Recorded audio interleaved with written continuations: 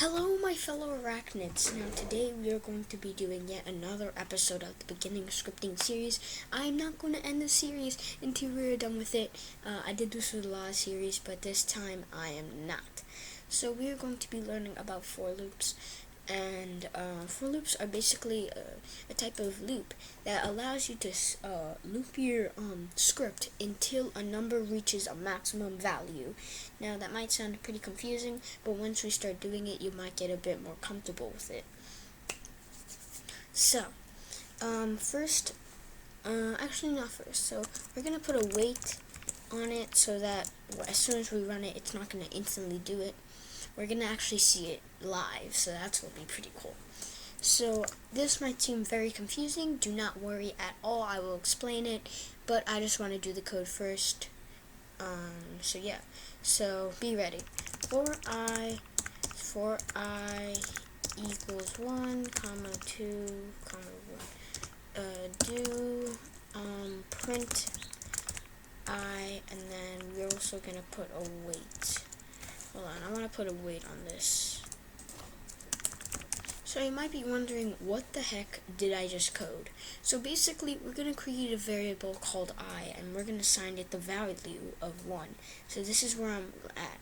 For is basically local. So you know how you make variables, you say local I, or just like anything. So for I is basically local, but it's not. So for I equals 1, so now I is equal to 1.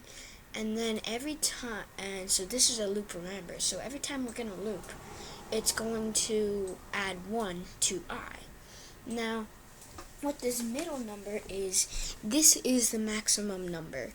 So this piece of code, I is going to keep on, so this piece of code is going to keep on looping until I equals 10. So this is the maximum number. This is the number that it would stop at. When the loop ends, it would stop at this number exactly. So I equals 1, its max number is going to be 10, and every time we loop, we're going to add 1. So just to make it a bit more understandable, this is going to be our starting number, so that's going to be x. This is going to be our max number, so that's mn, our max number. And then this is going to be our value number, the number that we're adding. This is the value that we're adding to I every time. So, the reason why I put a wait is because when we do this, I don't want it to just instantly happen.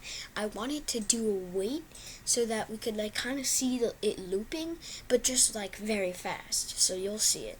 Boom. We saw it looping just insanely fast. So as you can see, 1 through 10 was printed.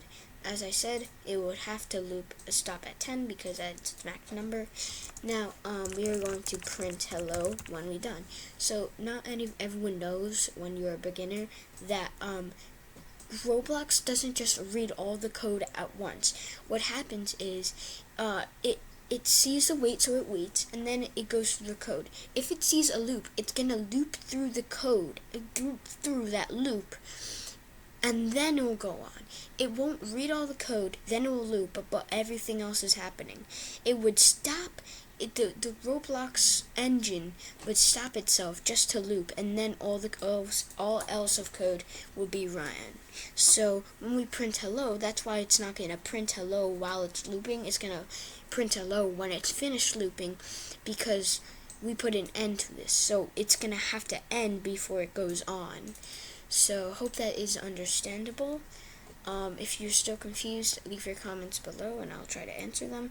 But as you can see, as soon as 10 was reached, it pointed hello. So, we could do a lot of stuff with for loops. There's actually impaired loop, but I'll touch on that later. So we could actually put an if statement in here. So if I plus I equals 10, then, so this might be a bit confusing. So basically we're going to say when or if I equals 10, then we're going to print equal. So the reason why we're gonna put an if statement. See, this is really cool because I equals 1 and 1 plus 1 does not equal 10. But remember, we're adding 1 every time we loop. So eventually it's gonna go to 5. And once it equals 5, it's gonna say equal because 5 plus 5 equals 10. And since we're plusing it or adding it by itself, the only double to 10 for 1 to 10 is 10. So yeah, I also want to like maybe print I because I want to show you how as soon as it reaches I, it prints equal. So this is going to be pretty cool. Keep your eye on the output. So look at this. So it loops through it like regularly, but as soon as it reaches 5, it does equal. And this is useful because you could do a loop and you could, if it reaches this number, then you do this. If it reaches that number, then it does that.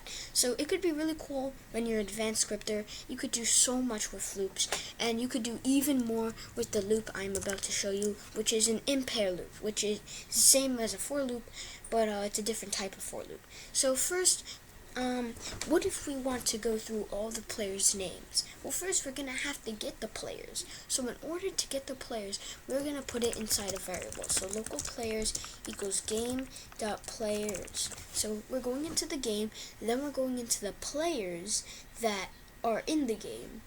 That are playing the game, and then we're gonna do colon. So I don't know, so I explained colon a bit last time.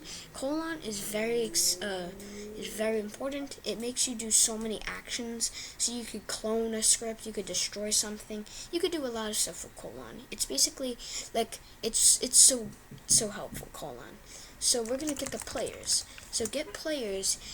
So local player. So basically, what's happening is we're gonna go into the players. We're gonna see all the players.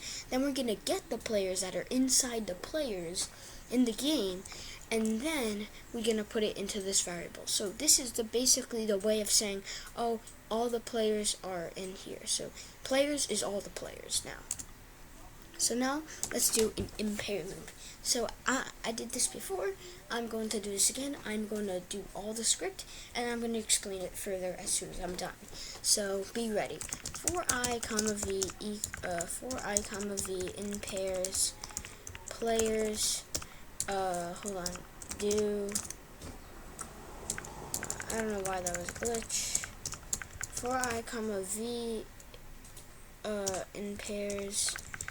So hold on.